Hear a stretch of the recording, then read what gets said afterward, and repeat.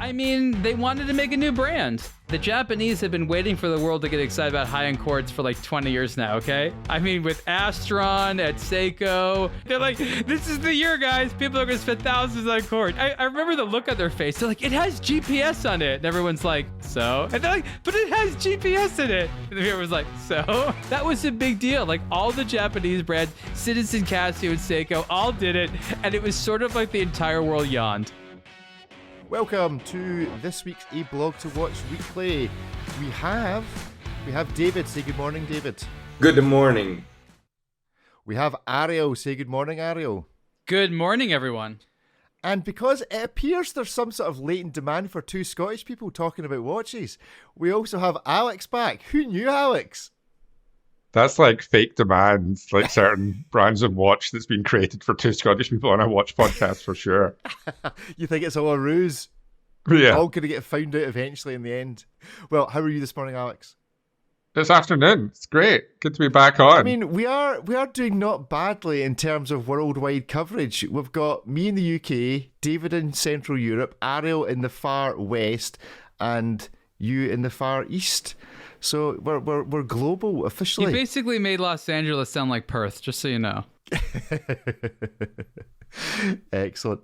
Good stuff. Well, it feels like it's been a bit of a quieter week in watches this week. How does everybody reflect on the past week? Definitely. I mean, usually the entire summer is very quiet. Watch brands decided to use June to launch an unprecedented number of watches. August and probably much of July is sort of, their government mandated, vacation time. So this is normally a little bit quiet, but you're right, because we sort of keep expecting news to keep popping up.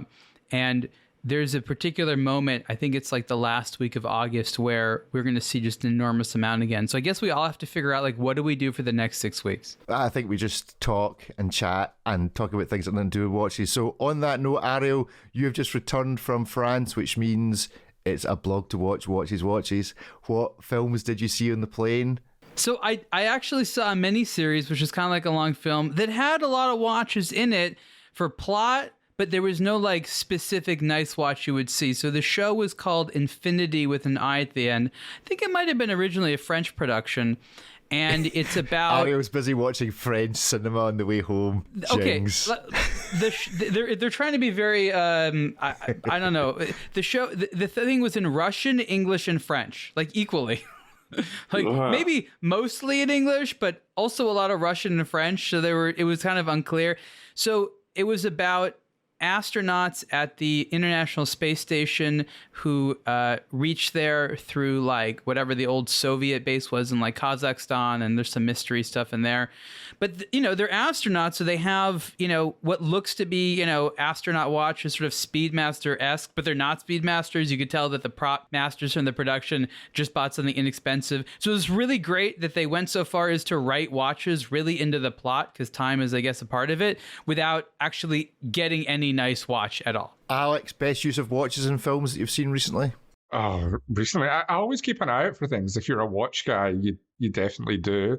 I watched that terrible show from The Weekend that's basically some kind of level of softcore pornography. And there's lots of rich celebrities in that. Yeah, you should check it out. That got Ariel interested. I don't even know, I feel so out of touch with pop culture. I'm out of touch as well. It was a shock. I don't even know what you said. I don't know what it is or who it is or where. I have no idea. So there's an artist that the kids are down with now, a funky guy called The Weeknd, who plays pop tunes in the charts.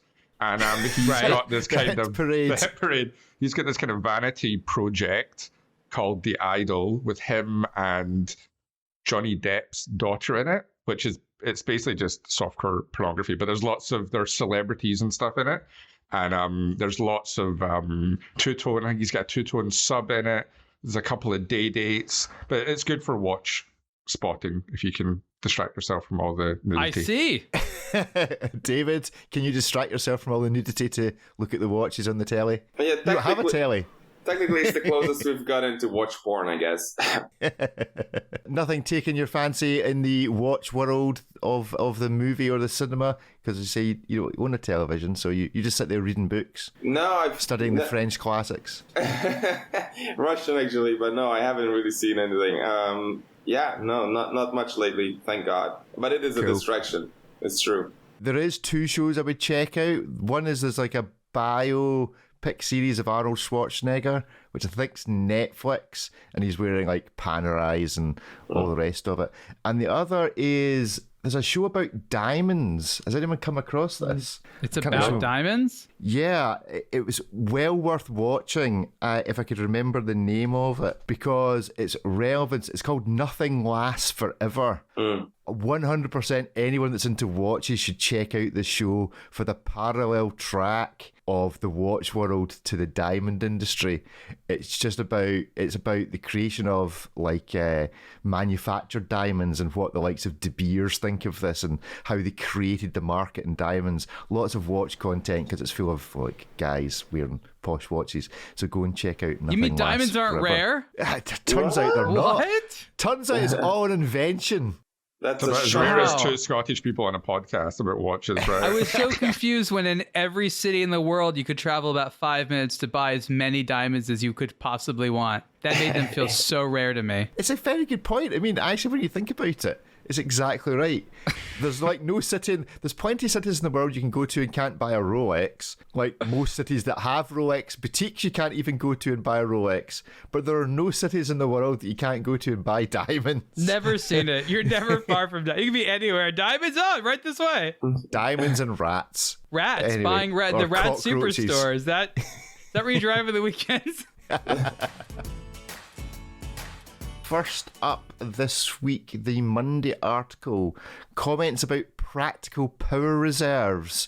This is by Jake. I don't know if you guys have had a chance to have a read at this. If you have, what do you think? Are you a power reserve guy? Do you like a power reserve? Do you like them on the back? Do you not care? Is it irrelevant? Oh, I like it. I mean, look, when you wear a watch that has a power reserve indicator, you pay attention to it, you start to imagine what it's like to drive a car without a fuel gauge. You're like, how did I go this entirely? It's so sensical. And you're right. Practically speaking, if you're a watch enthusiast, you're switching watches all the time. It doesn't matter. But if you tend to wear the same watch for longer periods of time or switch out and like them to be accurate, like it's amazingly helpful. And it's kind of surprising that so few watches have a power reserve indicator. But then I think his article went on to talk about the actual power reserve itself and how, we as watch enthusiasts should demand reasonable power reserve times. And I'll say this, there's been a lot of advancement over the last 5 or 6 years or so in terms of power reserve times. I think David can attest to this for sure, where for the longest time, about 2 days was more or less the standard. And that's what like everything was. If it was a little bit less, you were like, okay, we'll just not talk about it. I remember like the Allongin zone of the Zeit work, very power intensive. It was like, 30 hours or something like that. Some small amount and nobody talked. It had a power reserve indicator. And then all of a sudden, brands started to think that people would pay a lot more for like a little bit more power reserve. So they started putting larger barrels in there, multiple barrels, slowing down the regulation system from sort of like 4 to 3 hertz, which is what sort of Swatch Group did with the Powermatic series, to extend the power reserve. And by using some more sophisticated parts, they claim that it's just as accurate. So from a nerd perspective, it's actually interesting to talk about. I don't know. I think that I definitely want a good power reserve on there. If you have like a 5-day, when you wear like a 2-day, do you feel inadequate? I don't know. What do you think? I always feel inadequate. But, I mean, my Panerai, which is the watch I wear the most, is 8 days. So can anyone beat 8 days for a watch that they regularly wear with a power reserve? Yeah, but your watch doesn't do anything else. No, it's got a GMT function on it. Oh! And it's water resistant, apparently. I like how that's related to this mainspring. Yeah. That's funny. It's just a mainspring. Alex, did you get far enough to get the education on how power reserves work at Daniel Wellington? I didn't get past the spring bar training, but I think it's funny how people are a lot more focused on things once brands introduce something. So once it's like, hey guys, we've suddenly found this extra 40 hours of power reserve. Somehow we've done it in this movement. Everyone's like, oh yeah, that's something. Yeah, we really want that. That's such like a big deal now. I do actually like a power reserve indicator on a watch. I think it's a pretty cool look. I especially like it on, I think it's the Seiko Presage Cocktail Time, one of the first ones. I don't really understand when they have the display on the back though. I'd prefer it on the front, but I guess anywhere is better than nothing. It's not as cool to show someone if you have to wind it and it's on the back of the watch, I think. Except Grand Seiko, when they put the power reserve somewhere daft on the front, they should always be in the back. All Grand Seiko power reserves should be in the back because they've got nowhere sensible to put them when they put them on the front. You don't like the Presage one? It's a bit big. It takes up like a third of the dial, but I kind of like the first, or one of the first Presage Cocktail Time power reserves. Does the power reserve, is it like inversely proportional to the price of the watch in the case of Seiko? So you say the bigger, the cheaper the price, the larger the power reserve display. Yeah, but like, does the price change in relation to as the power reserve drops, the watch becomes more expensive? Just, it's how they select their pricing of Seiko is just, where is our power reserve indicator? That's $500. I think that's a great upcoming future article for David to research into and work on. Yes. David, power reserves. I think, to me, at the core of this whole issue is that, if I see a watch with 42 hours of power reserve, to me, it just feels dated and ancient. I just feel like I'm paying a premium, like I'm buying a luxury watch with a 50-year-old movement in it. That's like, to go with Ariel's analogy, it's like buying a car with a 50-year-old engine. Sure, it's reliable and all that, but is that what you really want at this point? Some of these brands should have invested, and many of them actually have, in making their movements more modern in that sense. And I feel like, every single freaking luxury watch that is produced today should have a weekend lasting power reserve, whereas if you put it down on Friday afternoon, you can still pick it up on Monday morning and it's still ticking away. I think that should be at the very base, at the minimum, what watches should be able to deliver about, let's say, $3,000. I just want to say, I'm not sure if consumers understand the technicalities enough to know what to expect, and that's one of those areas. It's sort of like the same thing where consumers would complain that like anything quartz could not be expensive. For many years, like it had a quartz movement. I don't care how nice it was. Like it can't be expensive because they don't really know. And so I think the similar situation with power reserve is there's not really a lot of understanding of how a power reserve, is calculated, how you increase it, things that would decrease it, how if you want a really big movement, okay, it's fine to have a long power reserve. For something smaller, that's more challenging to do. And so I think expectations are similar to smartwatches and battery life, not necessarily founded in technical reality. So the first step is to educate people on how power reserve systems work and what's reasonable to expect.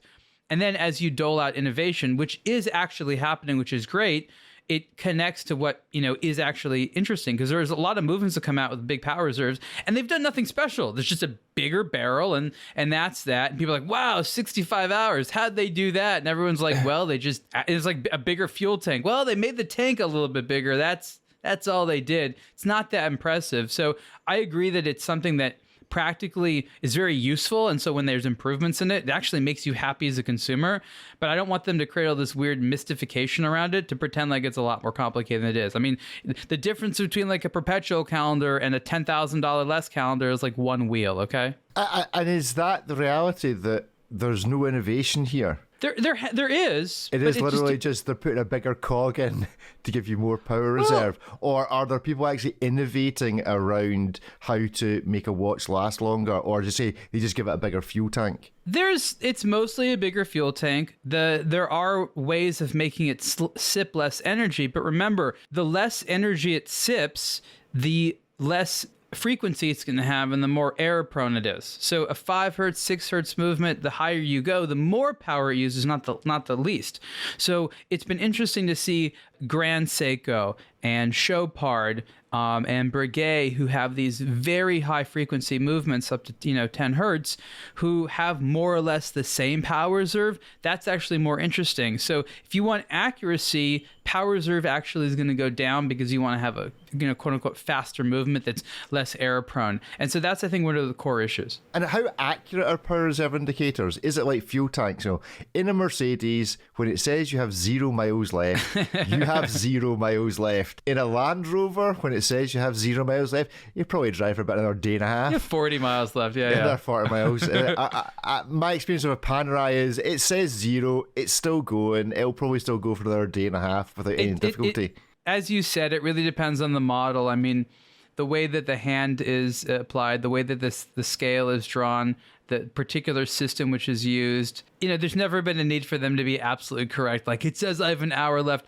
Remember, the movements themselves usually have a longer power reserve, which is advertised. What's advertised is what's sort of like the middle zone, which is accurate. So the last bit of power reserve, and oftentimes in mechanical movement, unless you have some type of constant force escapement, is actually going to be less accurate. So the system actually, a lot of watches just stop themselves before the power reserve it gets completely empty, so that you don't have a situation when your watch is like really, really off. So there's like a lot of little strange variables in there, but I guess it's enough so that you eyeball it and because there's no reason why you would have to wait till it's 0. If it's like at 5%, like you should wind it, okay? It's a challenge. I'm daring it to stop.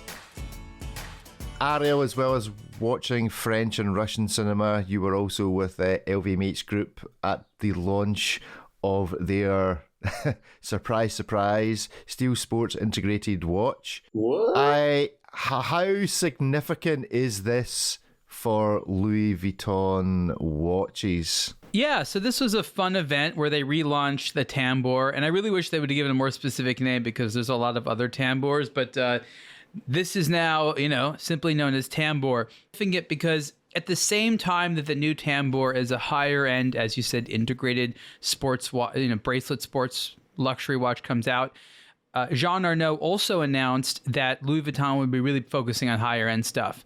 So since the early 2000s, I've sort of known Louis Vuitton as having really nice stuff, but for the most part having several $1,000 mechanical and quartz watches that you could, pick up and buy at the, large amount of Louis Vuitton stores around the world. Jean Arnault has said, for the most part, that's going away. There'll still be a little bit here and there, but it's being phased out. So no quartz, as far as I understand. And again, this doesn't actually include the smartwatch, which will maintain and, of course, is electronic and will be sort of a separate unit. So that's not going anywhere.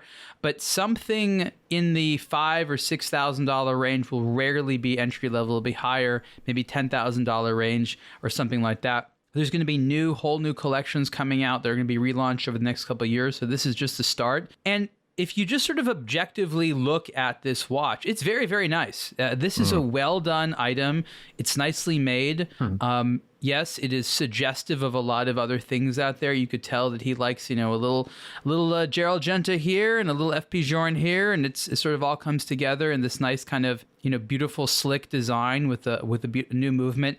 They went all out. There was no expense spared. Of course, there's going to be more things that they're going to develop and ways they're going to build on this, but this is something that only a massive company like Louis Vuitton with an LVMH could do. There is an external supplier that they work with to produce the movements in La Chaux-de-Fonds. So yes, they have La Fabrique du Temps, which is really mostly set up to create minute repeaters and tourbillons. But they have a nice new micro rotor automatic in there. So again, objectively speaking, it is a very fine timepiece, and they did a good job there. It does not represent what we have been trained to expect from Louis Vuitton. We've been trained to expect like branding, edginess, kind of not weird design, but definitely trying to be like different. And now all of a sudden, it's like the Louis Vuitton that people complained they wanted 10 years ago. They're like, and now they're like, wait a minute, you just got us all excited about giant V's all over the dial. Now you're giving us this? Like, this is what we wanted a while ago. So it's an amazing thing that the community will have to, again, warm up to. But it does show that Louis Vuitton is going to be the playground for watches at LVMH. They are very much creating a hierarchy. Remember, the same team is doing the new Daniel Ross stuff and the Gerald Genta stuff, which is going to be a few hundred pieces each per brand. And it's going to focus on, again, musical watches and tourbillons and this exotic stuff. So it's going to be a high-end playground. Good stuff, definitely enthusiast oriented. So there'll be a lot to write about, stuff that most people can afford. I don't know about that. So it says Louis Vuitton Paris on it, and then it says Swiss made on the back and the front. Yeah. Is that a problem? No, it's actually true. I mean, the company itself, Louis Vuitton, is a Paris-based company. The Maison of Louis Vuitton is that. But part of the company is watchmaking, and they don't do that out of Paris. They use the specialists in Switzerland. So I think they're trying to say that we are a French luxury themed company, and we sort of epitomize what you want to think about as modern French luxury, which comes out of Paris.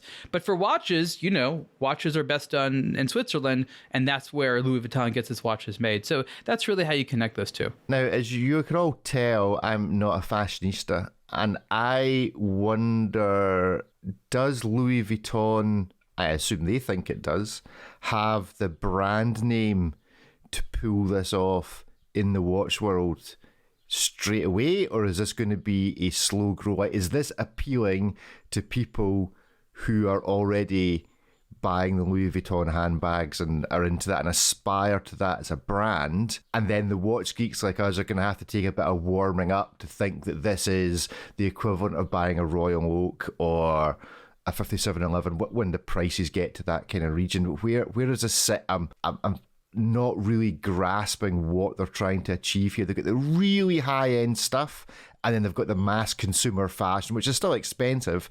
This is trying to do something different. I think they're trying to say that if you are a watch lover in the know, Louis Vuitton is something that maybe if you didn't choose in the past, you would definitely choose today. Mm-hmm. So they understand that it's not directly related to the other Louis Vuitton stuff out there, which is why the design now is actually more so than ever separated from the fashion side of it. They see it as a separate company. It's run by separate people. The release cycle of products, the events, none of it has anything to do with anything else at Louis Vuitton. There's the family connection, yes, very much so. But, again, there's no part of Louis Vuitton watches which really coincides with the day-to-day operation of other Louis Vuitton stuff other than, where the watches are sold and some of the things like that. So it's a very different unit, and they want people to discover that. I think that, of course, while it depends where you go, Louis Vuitton is about as strong as a name as you can get. You want popularity. It doesn't get better than that. And they see this as rarity and exclusivity within popularity. So it's like, Louis Vuitton, but I bet they didn't do this. And that kind of way of approaching the product and the consumer relationship, I think will work continuously better for them. And you said that, for you, this isn't the right brand. What would be, out of curiosity? For me, I'm looking at this watch and doing what you said at the beginning, which is associating it with, it's got a bit of Gerald Genta here, it's got a bit of whatever. So I'm going to the originals or to the ones that I know, the APs, the IWCs, the Pateks, etc., and seeing this as being derivative of something else. Whereas I suspect what the marketers want to do is they want to make this feel like the original over the next couple of months. They want to make this feel like it's doing something new and different. And I think it is different enough from the Royal Oaks that actually they may well be able to pull it off.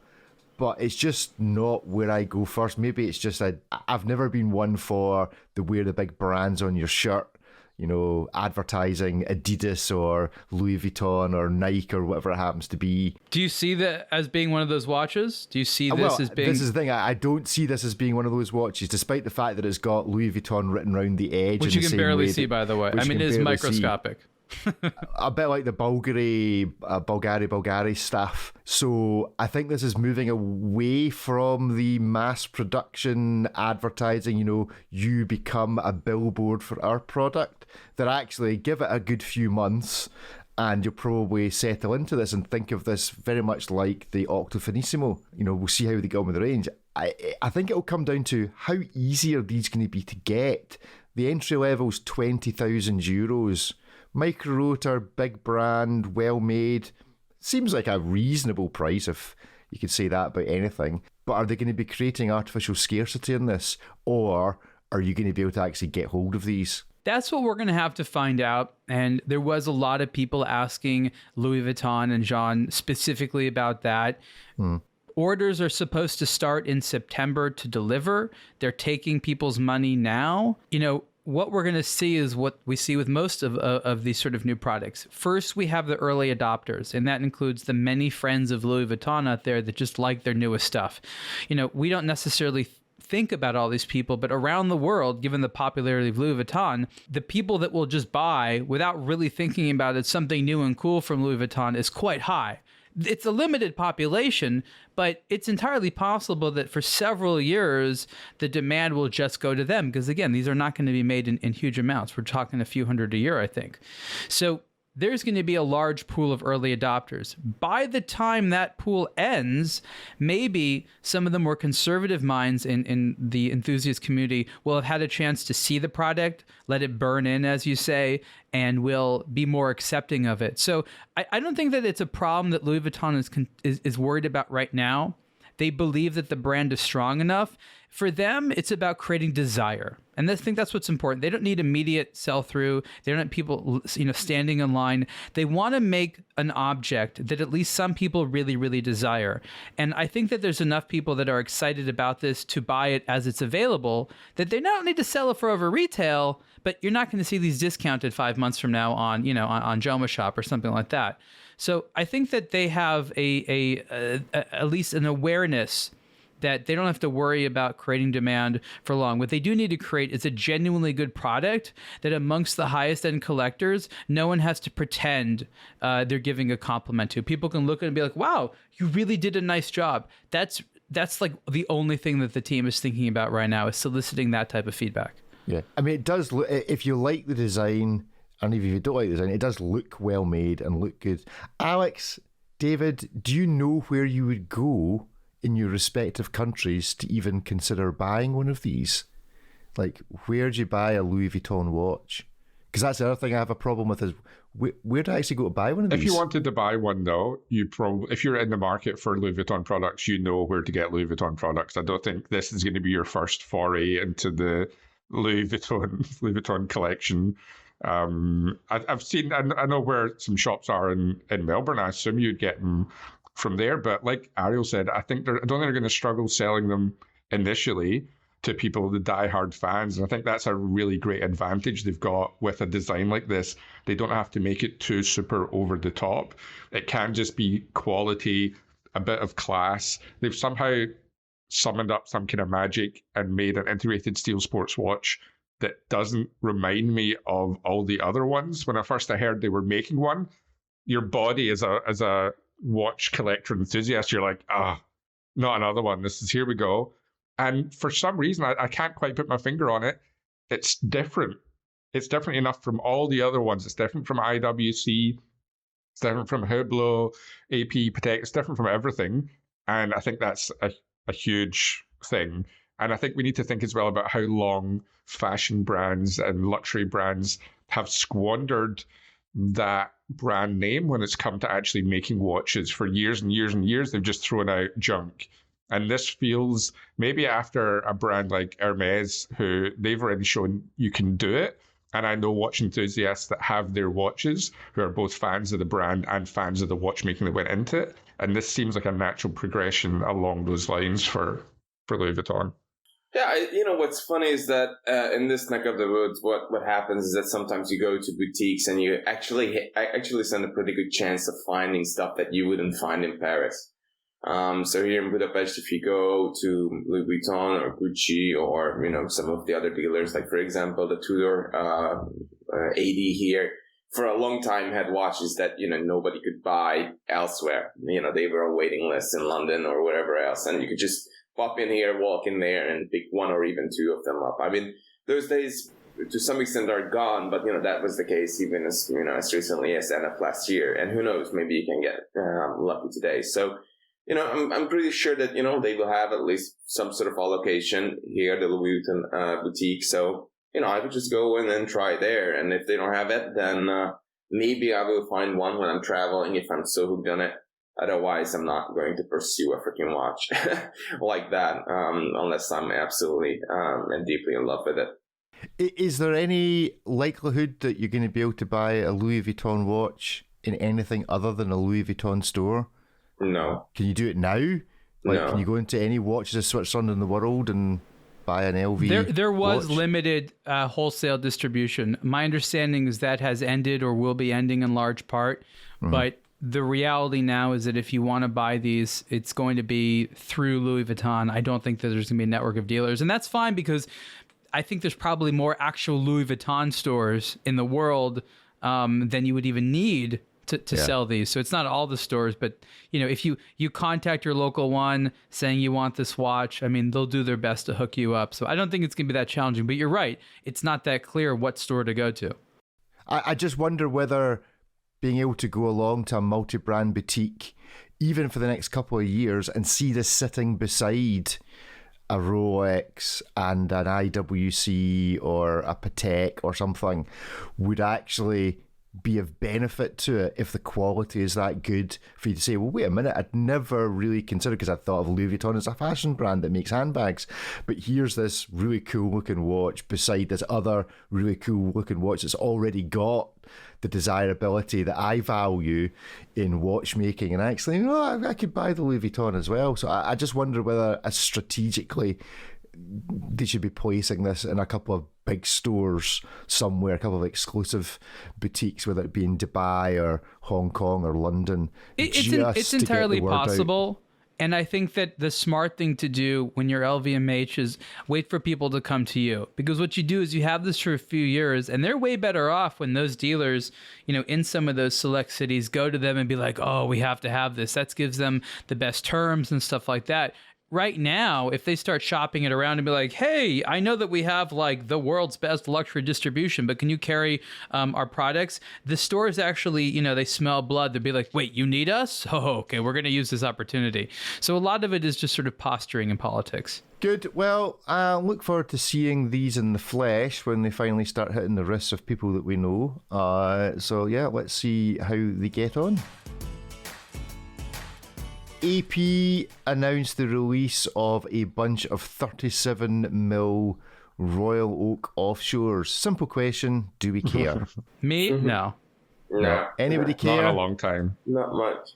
Not in a long time. Would you have cared some time ago, Alex? Maybe before I had like a full grasp of what watches are about. I think I get more excited about 1159s because you get to see an actual progression now of them getting better each time they bring one in. Said nobody ever. They're dialing these in, but just with all the other Royal Oak stuff, it's such a snooze fest. I mean, does anybody need a 37mm Royal Oak Offshore? Is it not kind of defeat the purpose? It's the ladies' model. But it's not just really patronising to all the ladies. Why? In the mind of the brands, if there's a market for it and people want to buy it, why not make it? Yeah, fair enough. Well, maybe it's just move along, nothing to see here. I do like the music box one, whatever they call it, the black ceramic thing with the idea that you can make a watch in various sizes but make the same watch and it appeals to different people. I mean, think about how great this is. You have one design, you just vary up the colors and materials and sizes, and you sell to this like whole diverse group of luxury buyers. And that's actually an awesome thing for Audemars Piguet. It's boring as hell for us as commentators, but for them, it's the greatest thing in the world. But does it not, when you're producing this in such low volumes, does it not run the risk of having the opposite effect? There's me with my 44, 42, whatever the bigger size of these is, Royal Oak. And would they not be better encouraging everyone to buy the bigger version rather than making Why? That's like saying everyone ones... has to wear the same size shoes. Well, don't they? In my world, that will be the rule. I'm just wondering whether it dilutes. But rather than trying to say, oh, let's appeal to every demographic, let's appeal to people with small wrists, let's patronise women by saying they are only allowed to wear, at least they didn't make it quartz, that they need to wear the smaller watches. Would it not just been better making the case for, here's a Royal Oak Offshore, anybody can wear this, whether you've got a small wrist, a big wrist, a woman, a man, whatever. It's not like if women entered an AP store, they would be forced to buy the small one. I mean, if they want the walkout size version, they can have it. I'm pretty sure no one's going to tell them no. Fair enough. Okay, that's my argument. I just want to check, Richard, you know it's okay that you don't have to wear a Panerai, right? There are other sizes of watches available. Doesn't say anything about your masculinity or anything like that. You can wear different size watches. Just not different size pattern. You're actually pointing on a real psychology here. We can laugh at Richard all we want, but it is true that there's a psychology where the second that men see women wearing a size, the reaction is, I need to go bigger. She's wearing 38, I got to go to 39. She's doing 39 now, I'm going to 40. This is a real thing that happens. So sometimes the ballooning of size isn't because guys actually think it's cool, because there's this inherent idea that I just have to be larger than this other thing. I mean, nobody listens to the show, so maybe we should just have a wee self-help group where we're here about what we're compensating for. No, it's not. It's nothing to do with that. It's simple psychology. When he was wearing, the big clock around his neck, with the wall clock literally hanging around, just a pendant. What did he see? What was it? What was his girlfriend wearing as an alternative? A 55mm Eggidiano Panerai, probably. But that was a shower clock. Remember that's what it was. The clock on the string, that was originally supposed to be a shower clock. That string, that's what it was. It was supposed to hang around the shower head and be a clock you can see in the shower. That's exactly what that item was. Ariel's right about the sizing thing, though. That even translates into cars as well, where a guy will have a certain car and he'll get his girlfriend or wife the smaller size BMW, like the 1 Series the or Cayenne and the Macan. It's true. It's a great point. Let's talk about a watch that Ariel has reviewed, the Accutron Spaceview 2020 electrostatic power generator. Let me tie this a bit back into our previous power reserve conversation and the fact that this is a bit of a giant of a watch at 43mm, and because it's effectively got no bezel, it does look particularly humongous on the wrist.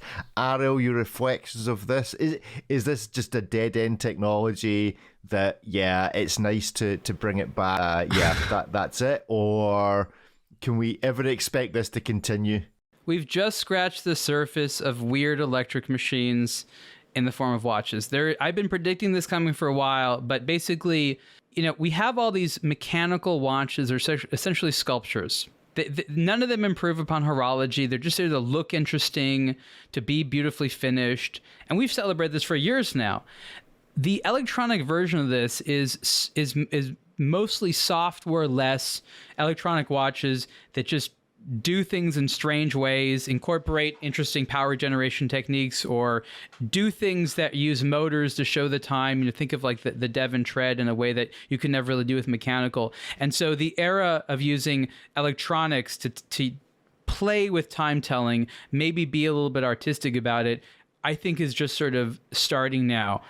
People are trying to ask themselves with this watch, is this actually improvement? The tuning fork watch, when it first came out in 1960, it was a lot more accurate than mechanical watches. And about a decade later, when quartz came out, it was more accurate than tuning fork. So everyone turned the other direction, say goodbye tuning fork. Quartz is better now. And so some of the comments stay is why didn't Accutron actually come back with tuning fork stuff? And then I'm asking myself, if the market was presented with an option one was, just a newly made tuning fork watch, or this, I think most people, if they had to actually compare, would choose this, because tuning forks, bad battery life, again, not that accurate. They would hum. I'm not sure people would be really into that. Some might be. It sounds like it'll explode or something like that. I don't know. So this is it combines a bunch of weird stuff that the Citizen Group is specialized in making. You think of Precisionist, you think of all the experience they have. They just wanted to have a watch to put this technology in. It's not the end. There's still issues with it. I think the one area that I found kind of the most hilarious was around the power reserve. Ironically enough, there was no mention of this on the Accutron website. It's the weirdest thing that there's a watch and there's just no mention. They kept saying, well, if you wear it forever, the power will never go out. I was I don't know what that means. And the idea is that weird. There's an internal battery that if it dies, and it dies for good, I think it's about a 2-year lifespan, then that little internal battery needs to be changed or sort of kickstarted. And you can't do that. In fact, there's a strongly worded message on the back of the watch that you should not open it under any circumstances. Is that the Bell and Ross, do not unscrew this screw message? No, that's worse. It just makes you want to unscrew the screw. That one doesn't. It'll separate from the back. Anyways, you're right. Similar to that. And I think that it's it's not a perfect movement in the way that like the watch community sometimes think that every machine inside of a watch is like, oh, it's in a watch, it's got to work flawlessly. I think what's interesting is that it's a good hybrid. It's fun to look at. You literally tap the watch and it charges it. And it's just no other watch on the market, but just tapping it with your finger, can you be like, I'm generating power now. So the best thing about this watch is how it looks, and it is a conversation piece. Because it's so weird and quirky, it makes for amazing conversation. And it wouldn't be as nearly conversation worthy if it was just amazing and practical. It's sort of in the same way that like a German sports car doesn't create as many opportunities for conversation because it just does everything as well as you expect it to. It's not like way louder than it needs to be. It's just as loud as it needs to be. In fact, it's usually quieter. So it's great for conversation, and that's why we like watches. So I think that Accutron needs to continue to push this. It's no less weird and quirky than other stuff out there, and it has a lot of reason to exist. I think that Accutron itself just kind of dropped the ball on getting everyone excited about electrostatic power generation, but I don't know that anyone knows how to do that. I mean, we could have an hour-long conversation between the four of us on how to get people excited about electrostatic power generation, and we could very easily fail. Balloons and long hair. I mean, that's just what it needs. It needs Rolex they needed to have loaned them that wee balloon thing from the new Rolex release, because that's effectively how it works. It's the mechanical watch equivalent of rubbing a balloon on your head to create power and electricity. Was it a mistake to call it Accutron rather than Bulova? I mean, they wanted to make a new brand. The idea was to relaunch Accutron as a higher-end brand. They wanted it to be high-end quartz. Again, the Japanese have been waiting for the world to get excited about high-end quartz for like 20 years now, okay? I mean, with Astron, at Seiko... Yeah, I mean, David knows it. They're like, this is the year, guys. People are going to spend thousands on quartz. No. I mean, really, that's what it comes down to, you know? Well, but so I remember the look on their face. They're like, it has GPS on it. And everyone's like, so? And they're like, but it has GPS in it. And everyone's like, so? Like, David, isn't that hilarious? Like, that was a big deal. Like, all the Japanese brands, Citizen, Casio, and Seiko, all did it. And it was sort of like the entire world yawned. Yes. Which is sad, because the engineering and all the rest of it is just so unbelievably impressive in those watches, and yet it's very difficult to explain. I mean, either you have the passion and then you are in the top 1% in their eyes and in their demographic, or you are in the other 99% and you yawn and you move on to a watch that does not have a GPS in it and live happily ever after. Well, talking of watches that definitively don't have GPSs in them, David, you reviewed a watch made of marble, which is about as far away from a watch powered by balloon head rubbing technology as you can get. This is Bulgari's entry to only watch. And yeah, it's made of marble. Discuss. When I saw the first picture of this watch, and they have this quite cool graphic to launch the watch with, and it's just crashing through marble, and there's like light all around the watch, and the watch is just very green, and it's very particular type of marble. It's green with like white and yellowish grains and veins in it, and it's just one of the most spectacular watches I've seen in the last 15 to 20 years. It's unbelievable, to my eyes at least. And it's not just because it's made of marble. I mean, we've seen marble watches before. I think even Tissot made one, and some others have made a few over the years. But this is so on brand. And, having been in this industry for, quite some time at this point, I can really appreciate it when a brand knows what it stands for, where its strengths are and where its appeal is, and then manages to go and just find a very specific angle that is only theirs and makes and turns it into reality. And this, for me, is just such an on-brand watch, a freaking Bulgari made of marble. I mean, this looks like something that should have existed forever, and now it finally does. It's actually crafted from titanium, and they put 0.4 millimeter thick wafers of marble over the bracelet links, and 0.5 millimeter thick over the case and all of its 110 facets. So, and they line up the waves and all the rest of it. So it really genuinely looks like as though it was just milled out of a solid block of marble. It's fantastic. It really is quite something. I hope to be able to see it at Geneva Watch Days, actually. I'm not sure if I will, but maybe I will. And then I will go hands-on with it. For everyone's pleasure. I've seen a few of the Tissot stone watches before, which are quite an interesting idea. This is certainly a whole other level. I guess I'm not a huge fan of ceramic watches, but of ceramic watches that I do like the Bulgari Octo Finissimo. I think it's really well executed. So I think this is probably going to be the same. But it just, in terms of when I think about doing bracelet adjustments and stuff on Rados, it gives me such tremendous anxiety. I can't even begin to describe. Just thinking, how many spare parts have they actually made for it? You can never wear. You can wear this watch once at a dinner party, and you can only have one small glass of wine, because it's just it's. I would be very concerned about wearing it at all. But it's a wonderful project to do. It's giving you the heebie-jeebies. He's right. I was thinking before he even said that, I was going to call it like a runway watch, where like you can only wear it like down the red carpet for the runway. Like, it's to be seen. It's great. As David explained, that they found a way of making this work.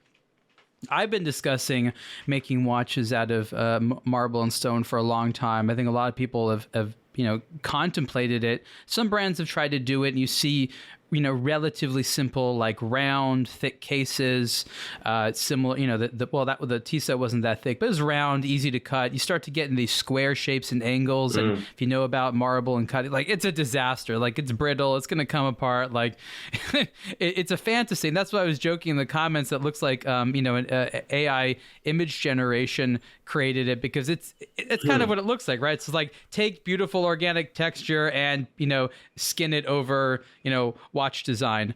Yes. So it's great in principle.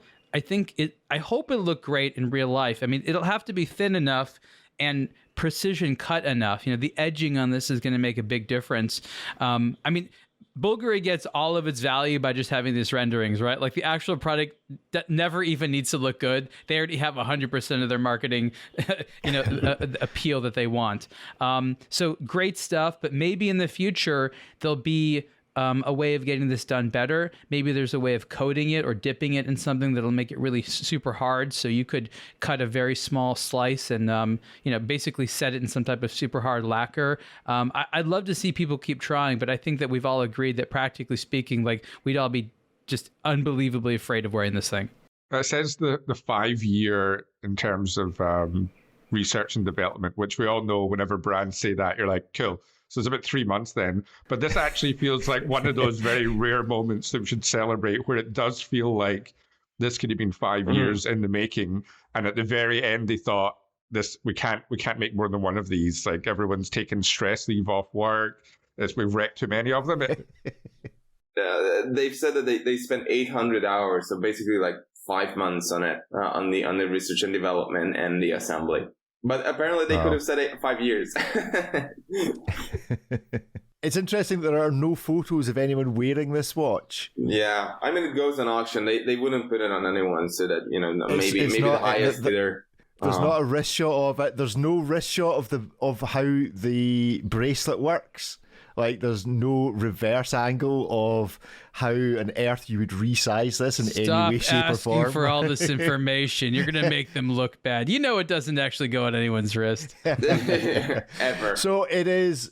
We should actually probably play. We should adapt the guess the price of the Seiko game for Only Watch, and we'll start just now because we'll probably end up going through them all at some stage. This is an estimate of 150 to 250,000 Swiss francs for the auction. Look, these estimates are not estimates. This is, we'd really like someone to spend at least this amount. Okay, yes. Let's call it for what it is. The amount they'd like for it to go to, or the very least amount that they will accept before they pull it from the auction is. Exactly. So the question is, and we'll run a total. We'll run a book on this. How much do you think this will go for, David? Oh, this one, like 450,000. 450 from David. Ariel? I actually think this is going to go high. I'm not going to commit to a number simply because people know There's not going to be another one. Number. You are going to commit to a number. I'm going to say 250. 250 from Ariel. Because Alex, people know they're generally not going to get another marble bracelet watch. There's no one else that's going to do this. That's true. I agree. Alex, that's what I was actually going to go for, the 250. So I'll go in the middle because I think it's a difficult one to sell. It's not quite gaudy enough for someone like producer Michael to come in and make a big bid on it. But it's like it's a bit more of a classy, stupid rich person purchase. So I'll say. But what if your entire house is that green marble? And you're like, oh my god, a watch to match my house. But then you put it on the kitchen counter and you never find it again. It's just blended. You lose it. We dropped on the floor. Don't take your shoes off immediately. Is it in the bathroom? Is it in the kitchen? Is it on the floor somewhere? It could be anywhere. Oh my god, problems. What's Italian for chameleon? Yeah. Alex, give us a 300 I'm going to go for. 300, and I'll go for, I think I'll go for more than that. I'll go for 500. There we go. Cool, excellent. Well, Watch This Space only watch, I think it's November. So you're really helping muscular dystrophy over here. I just want you to know that. That's right. Geneva-based watchmaker Raymond Weil invites you to discover the beautiful caliber RW1212 automatic movement. Designed exclusively for Raymond Weil in Switzerland, the RW1212 features an exposed balance wheel symmetrically positioned on the dial under a traditional watchmaker's bridge. Inspired by the world's great musical composers and instrumentalists, Raymond Weil harmoniously integrates the RW1212 movement into a family of products that now also includes the visually captivating RW1212 skeleton. Raymond Weil is a family-owned and operated company that for more than 45 years has been celebrating independent watchmaking for enthusiasts everywhere. Visit raymond-weil.com to see more. Right, let's move on from one kind of material to another. Just briefly, Ariel, Zodiac, Super Seawolf, white ceramic. Is this just watch brands doing what watch brands do during the summer, giving us something a bit bright and shiny? Or is there something really to observe in Zodiac going down this ceramic route? I mean, this is the white ceramic follow-up to the black ceramic. I think the most noteworthy thing here is how they did the ceramic case, because it's basically like a ceramic shield or cap over a steel case. So they took the shape of the Super Seawolf and they sort of shaved it down in metal. And then they added essentially a two-piece system, which is these sort of lugs and sides, and then the bezel, and then, of course, the ceramic crown, which basically makes it look ceramic. You turn the watch over, the case back's metal. This allows it to maintain, 200 meters of water resistance, but has, the look and feel of a ceramic watch. So it's an interesting hybrid, and no one's really sort of referring it to that. But it is a hybrid, which I don't necessarily know. Is this more practical than ceramic? People are going to like it as much. It's not priced as though sort of a full ceramic case. Like a full ceramic case is cooler, but it's going to offer you 50 or maybe 100 meters of water resistance maximum, because you can't screw the case back of a ceramic watch as tightly because it'll crack. I mean, they look nice. The colors I thought were too derivative of what they've already done. So rather than come up with something very different, unique for this white case, they'd be like, here's other color palettes you've more or less liked from us, but now with a white case. So I think that there's further they could go. But again, they don't necessarily know where the right line is between originality, which they do a lot of, and familiarity. So you see them playing with it here. But I'm pretty sure there'll probably be more white ceramic in the future. Gents, any issue you think with putting ceramic onto steel? That feels like those coming together of two materials is not necessarily going to help in terms of resistance to it being bashed and cracking open, because Are you talking about like shock resistance? Yeah, shock resistance. Is that going to help to have the ceramic mounted on a steel back rather than just being effectively all ceramic? I haven't taken it apart. I don't know if there's a buffer. I don't know how much travel distance there is between. You're right, because the idea of ceramic hitting anything, for that matter, if it's thin, means it could shatter. These are a lot of unknowns, and when you sort of look at the case, it's something that you kind of wonder. I think the good news is that, let's say worst case scenario, something breaks and cracks. you never have to worry about anything entering the inner case where the movement is. It's just sort of a cosmetic thing. And I don't think getting a new case would be as expensive as, you know, a whole new ceramic case from like Omega or something like that. Yeah. Who was the actor who had the Rolex that didn't have the Marlon Brando bezel on it? Marlon Brando. So at least when you break the ceramic case, you've still got a watch that's useful, as opposed to the whole thing being smashed into smithereens. You've still got the steel, so you can be a kind of Marlon Brando. Look, Zodiac. This is a fashion play here. Ultimately, if you have a watch that you're worried about surviving in a sort of active or sports environment, this is a bit too fashion. It'll put up with all the swimming stuff, but you're right. This isn't like a G-Shock that's meant to be banged around. I quite like it. 700 quid ceramic watch. It's not bad. Chronometer. Good old chronometer. Whenever you read reviews of stuff, whenever it mentions in the first paragraph, this is fun, I'm always like, oh, this is like going to look cheap in person. I've worked on quite a few Rado watches where the case is basically like a bezel with a seal that you kind of press onto the inner metal case. And it was always like a 50-50, like you're pressing it down and everyone else in the workshop is just trying to look at you but not make it obvious they're looking at you. And then there's always just this terrible shriek as there's a tiny ping noise. So if it's something like that, it's something that's been done a lot before. I've never seen it done with an actual a watch like this in this shape of case. So I'd actually be interested to see how it all goes together. But it looks a bit on the cheap side to me. I agree with Ariel about the colors. I think they could have done something a bit more complementary to the white case. I think that with the existing color palettes they've used, I think it does make it look a bit on the cheaper side. You know, fun watches means that I want to wear them when I'm on holiday or when I'm, you know, out and about. And, you know, for me, a watch like that should be able to put up with abuse. I'm pretty heavy on my watches when it comes to wear. I bang them around and all that. So I would be kind of worried to have this watch on. But some of my friends, they have pristine watches even after years of wearing them. I have no idea how they do it. So there certainly is a type of watch lover out there who can wear these around for many, many years without actually even wearing, because they're just not heavy on their watches. Okay, you begged us to bring it back. Well, actually, you didn't. We just decided it was a good idea because we enjoyed it so much last time.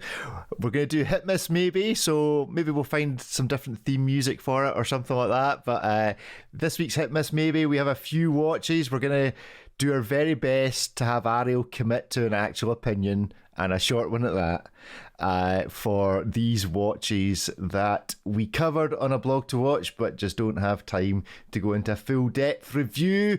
So we're going to start off, I should really get you all to have bits of paper that you can hold up in the air so as you can declare your hit miss maybe. That's it, in advance. Has everyone got a bit of paper handy? Right, no. Write on a bit of paper. Three little bits of paper. I'll do a post-it note.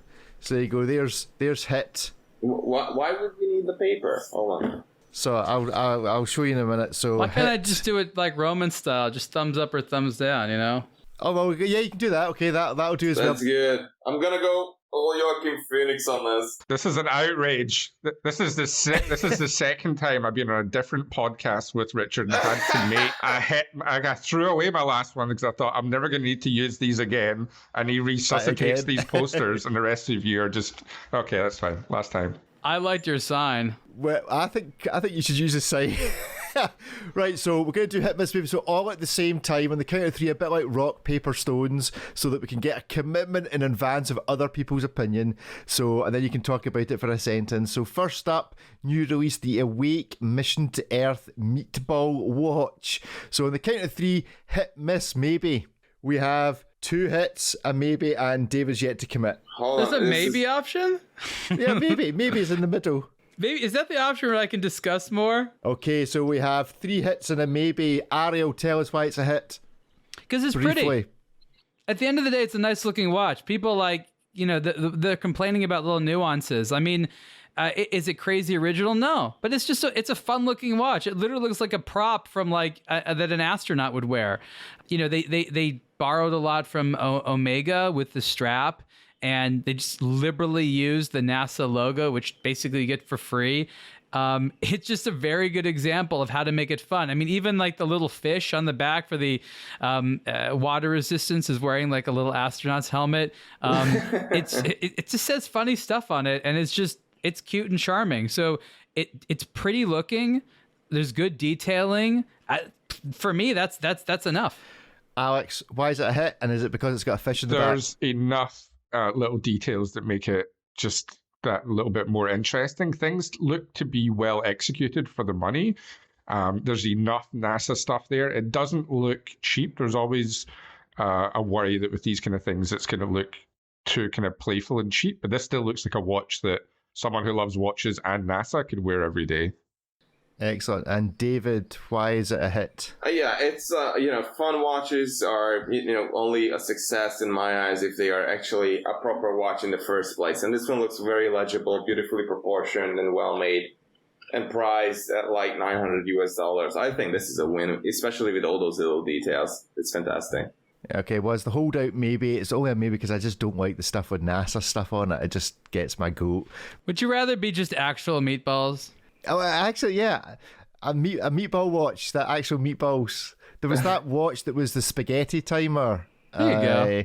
That was a good execution of a practical solving of a problem. Meatball case. You can bang that around. Meatball dial. Easier than marble. It's one for Moser. A meatball bracelet. The seconds hand would be like a spaghetti noodle. A noodle bracelet. A squiggly spaghetti noodle seconds hand. We're just designing watches here, aren't we? What's more fragile, a marble bracelet or a spaghetti bracelet? I wonder. Anyway, right, so hit miss maybe on the count of three, gentlemen.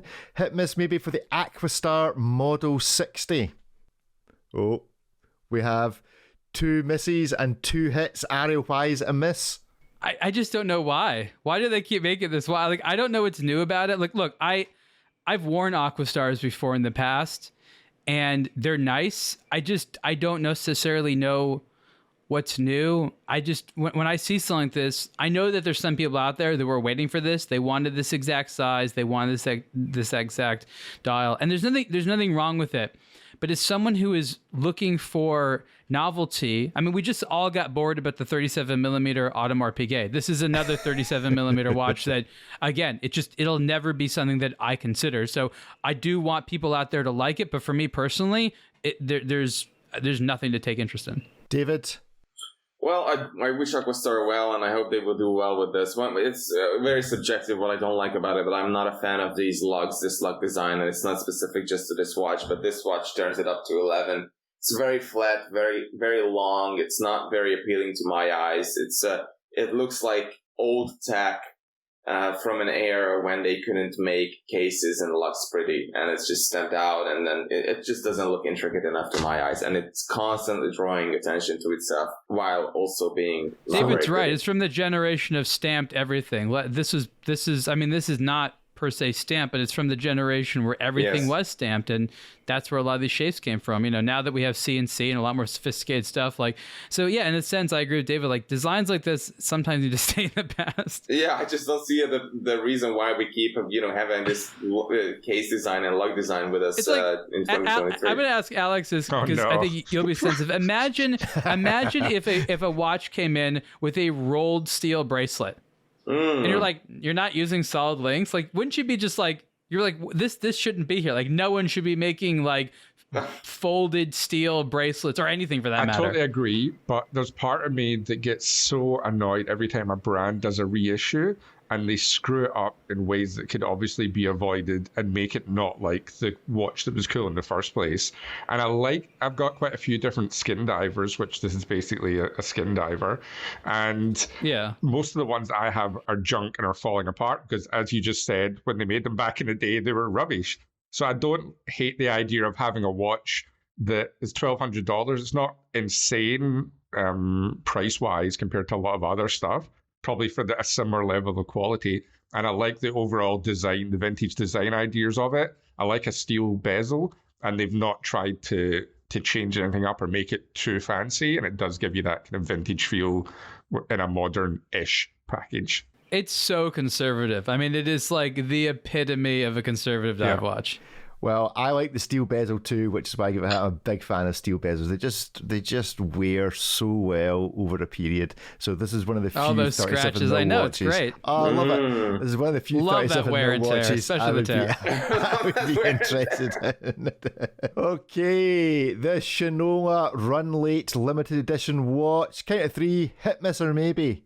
We have a miss, a maybe, and two hits. Let's deal with our miss first. Alex, it's a miss. I can't remember one Shinola that I actually like.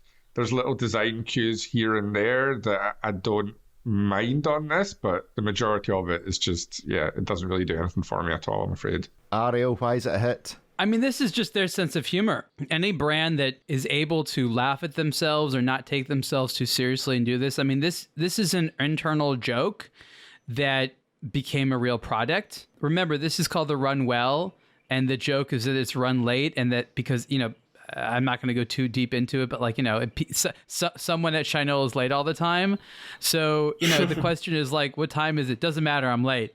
And it's just, it's a joke on life. I mean, we've seen, dials that make you think other things. Mr. Jones watches comes to mind that have done a lot of things. The Remember You Will Die. I mean, this is sort of like, remember, no matter how hard you try, you're always late. Maybe it'll help you be more on time. It's symmetrical. It's kind of funny. I mean, again, I wouldn't say that I'd be excited about wearing it, but I'm damn happy it exists. And I've seen worse attempts at humor by brands that take themselves way more seriously. So is this a direct joke to somebody actually who works for Shinola who's always late to the meetings? Is it that niche? Yeah, basically. Yeah. So there's a senior person at Shinola who's late for their meetings, and they made a watch just to tease one person. Yeah, this wasn't like a designer being like, everyone, I have this great idea. Like, this was an internal joke that became a product. Right. Okay. Well, maybe I'll adjust my maybe to. Because the reason it's a movie for me is I get the joke, it's just not very funny. But now that I know the backstory, now that I know the backstory, it's a bit funnier. It's an in-joke though. It's like when you have to explain a joke. When has that ever worked out for anybody? Never. But again, we also like watches as signifying participation in a very small group. So you're the very small group that understands the joke. It's 100 watches. Remember that. David, it's a miss for you. No, I said it's a hit. You said a hit. Change your change your vote. A hit. Why is it a hit? No, I think it's. I think every brand should have at least one reference that is a bit of fun. And this one is great, even if it's not going to be their moneymaker. I think it's. Like Ari was saying, it's a brand that at least has like a humorous side, and it's out there. And the fact that it's a dig at somebody within the company that's unheard of in the watch industry. Yeah. I wish they communicated that more. Maybe like on the case back, like tribute to like Bob or whoever. So that would even be more fun. But still, it's like. Do you remember a couple of years ago, Timex did something similar for April Fool's Day? They did a 25th hour watch. So the joke was that they introduced a 25th hour, and they actually made it, and it was weird. And this actually, I think is actually a little even more emotionally entertaining than that one. So I think that Shinola was emboldened by the fact that, a somewhat competitor kind of did something similar. At least this one you could buy. I don't think you could even buy the 25th hour one. But that's funny. Final one for this week. Hit, miss, maybe on the Itai Noi 7-day cycle watch. 1, 2, 3, go. It's a hit, 2 hits from myself and Ariel, a miss from David, and a maybe from Alex. David, give us your miss. It's just I can't really read it that well. Again, it looks like a fun watch, but the execution is a bit of a miss for me. It's just. I'm just looking at it. I can't make it out what it's trying to say, how to read it. It's just not there for me. Alex, why is it? There's enough different things about it that I enjoy, but it's a bit confused or something. The hands are a bit kind of FP genre, which I like, and there's little design cues here and there that look like they're well done, but it's almost they've done too many things, and it just doesn't make it a watch that I'd want to actually wear. And Ariel, I know Ite, quite well, so I can probably speak the closest to his design philosophy. He's an independent watchmaker, doesn't have the budget to do a lot of complicated things. So what he's tried to do in the past is create fun and useful, we'll call them dial animations, not having to invent new things. And so here he's able to take, how movements already work by playing with the dial, by playing what they say.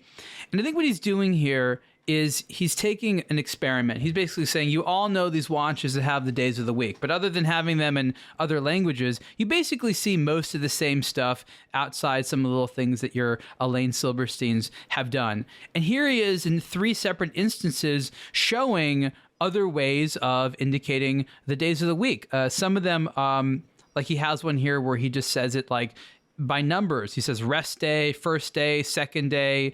It's not really the days of the week. It's just sort of telling you the numbers and reminding you that in a lot of cultures, the last day is the rest day, which is kind of true. And it's interesting.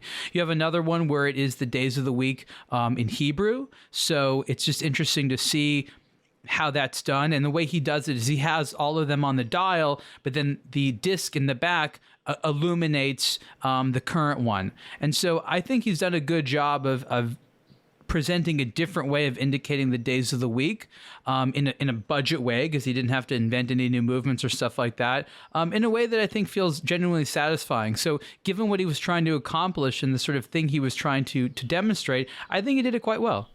Yeah, and I think that's why I'd give it a hit as well. I think it is actually quite well executed. It is a fun idea, which is actually fun. I feel a bit almost attacked that I'm like not the fun person anymore. I wasn't fun enough for the Shinola, and now this guy as well. I'm not funny enough to get that. I'm like ruining everyone's fun. Yeah, but the next time you're going to be wearing some crazy colors. There's going to be some like made a sign, okay? Confetti. Yeah, you're gonna have. You're not going to have a sign. You're going to have horns going. An air horn. two toots for hit, one toot for miss. Good stuff. Right, well, that is us for this week. Very quickly, David, where can the world find you on Instagram? It's aBlogtoWatch_David. Alex, where can the world find you on Instagram? The Watch Regulator and everything, Robin the Regulator podcast. Excellent. And Ariel, where can the world find you and what's happening on Superlative? So Superlative podcast and a aBlogtoWatch weekly podcast. Actually, it's been great in Superlative. A lot of interesting guests that I encourage everyone to come and listen to the show. Of course, my article is on aBlogtoWatch.com and on Instagram at ArielToWatch. Not sure about Threads yet. Maybe. I was just going to ask, I'm on Threads. Anyone else on Threads That's yet? a bad sign. If you're on something, that means it's already dead. It's already dead. I'm still on Clubhouse somewhere. Clubhouse. How I miss you. All the IWC executives are still sitting there waiting for someone to enter the room.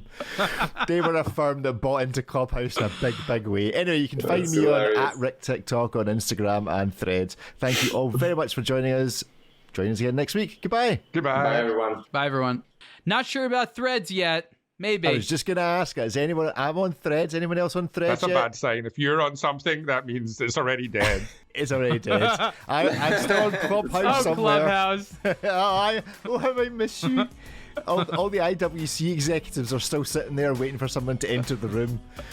They were a firm that bought into Clubhouse in a big, big way. Anyway, you can find me on @RickTikTok on Instagram and Threads. Thank you all very much for joining us. Join us again next week. Goodbye. Goodbye. Bye, everyone. Bye, everyone.